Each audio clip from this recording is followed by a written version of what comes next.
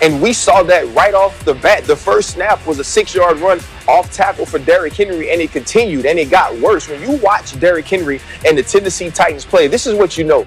If they can block him, he's going to go crazy. And that's why I believe he has these huge days against teams that they can dominate. And we saw it from the beginning until the end of the game that led into the play-action game for Ryan Tannehill and A.J. Brown. And when this team can play on script, they're extremely tough to beat, as we saw them do down the stretch of last season.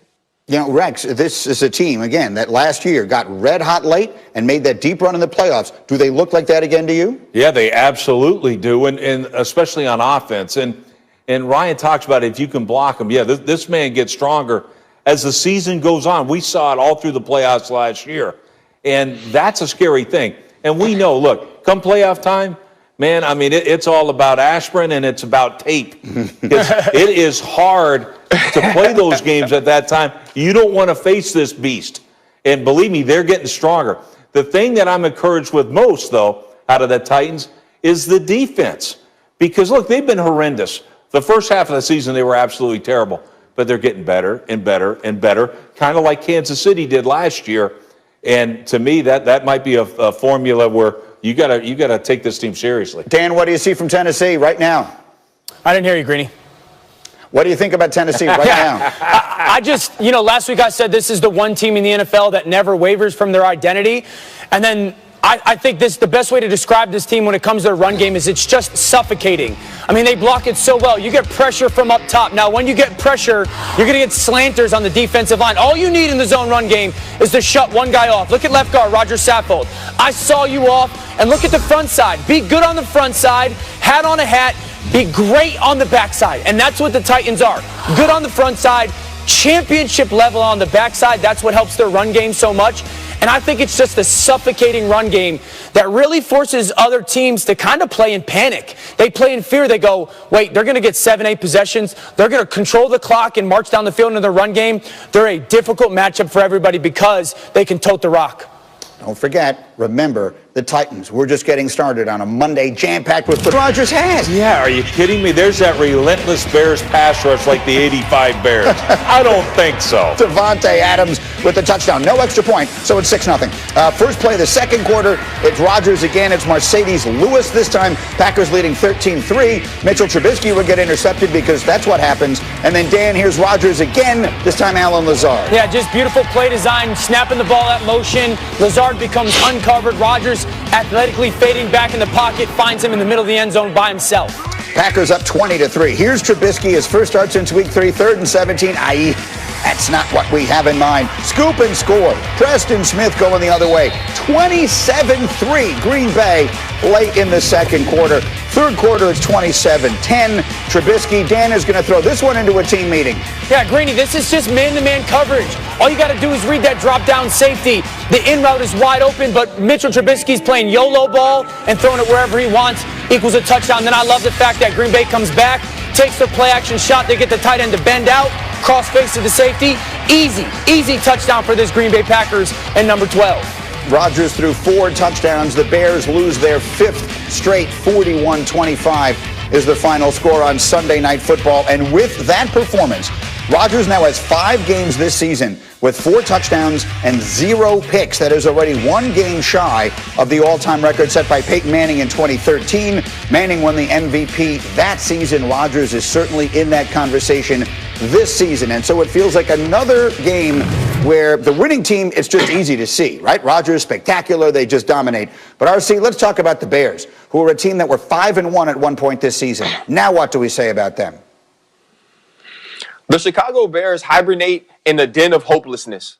And obviously they aren't following protocol in Chicago because whatever the offense had very early on in the year, the defense has now caught it. The defense is now testing positive for suck. And when you play against the Green Bay Packers and you allow Aaron Rodgers to do what he did last night offensively, to play a flawless game, to not get hit in the pocket, for Aaron Jones and Jamal Williams to be able to run the football like that, you don't stand a chance. The reason we gave him a chance was we felt like if Mitchell Trubisky could create some things with his legs, if the offense could actually move the ball, we knew that this defense was good enough. Now they have nothing. Now the defense has given up. Now the offense is showing you no matter who the quarterback is, no matter who the play caller is, they won't be able to create points in critical moments. And so if you're the Chicago Bears, you pack this season up and you figure out where this started and when you can end it. And you end it as fast as you can. You find a quarterback, you find a new head coach, and you move forward in 2021. Starting to feel that way. I don't disagree. Rex, let me come to you on that defense. Does there come a point where a really good defense watches their offense and just says, you know, I just can't do it anymore. We just give up on this thing here. Is that what you think we see with the Bears defense here? I think we see that with the Bears.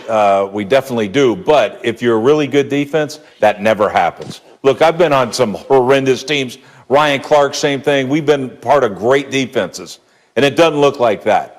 You don't give up 200 rushing yards to the Green Bay Packers.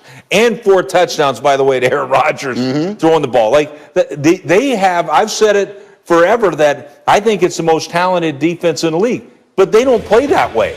And that's the thing. I don't care. You almost take it as a thing like, look, offense, give us 10 points, we're going to win. I've been a part of those teams. We won a Super Bowl when we never scored an offensive touchdown for 5 weeks in a row. Why? Because we were the real deal.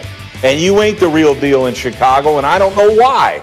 Because you got to take it as almost like hey, we can do it, man. I want to show you how big my shoulders are. Put the whole team on our backs, and it ain't happening. Meanwhile, Dan, let me come to you on the other side of the coin here. Aaron Rodgers. I started the conversation by saying he's in the MVP discussion. What are you seeing from him and his team right now? Yeah, the MVP is a two-man race right now between Patrick Mahomes and Aaron Rodgers. But I'd say 3 things that are really starting to stand out for the Packers as the weeks go on. Number 1, we got to start putting Matt LaFleur into one of the better head coaches in the NFL conversation. The body of work is big enough. He should be in the head coach of the year conversation as well.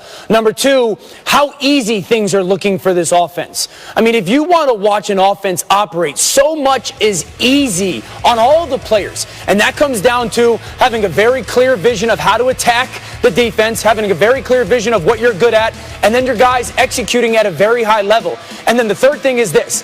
I don't know, outside of Patrick Mahomes and Andy Reid, if there is going to be a quarterback and head coach or play caller that I'm going to trust more as we head into the last 4 or 5 weeks in this season in the playoffs as I will with Matt LaFleur and Aaron Rodgers. Take Mahomes and Andy Reid out. I trust Matt LaFleur and Aaron Rodgers to be completely ready to play in whatever game they have to play in and execute at a crazy high level and make the challenging big-time, big-moment plays. I think I trust those guys more than anybody left heading into the playoffs outside of Patrick Mahomes and Andy Reid. They're clicking on all cylinders right now. Allen Lazard being back is a huge part.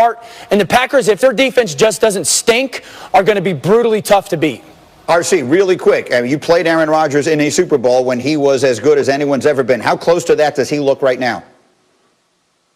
He's extremely close. I think he is that. He doesn't move around as much, but the way that he's being protected when Aaron Rodgers has clean feet, he's making throws that only he and probably Patrick Mahomes can make right now in the NFL. And it's fun to watch. It's fun to watch him be able to get it to Tunyon, whether it's Lazard, Devontae Adams on the outside, Aaron Jones out of the backfield. Aaron Rodgers is playing at an extremely high level, at an MVP level, at an all-pro level, and that's what it's going to take for this team.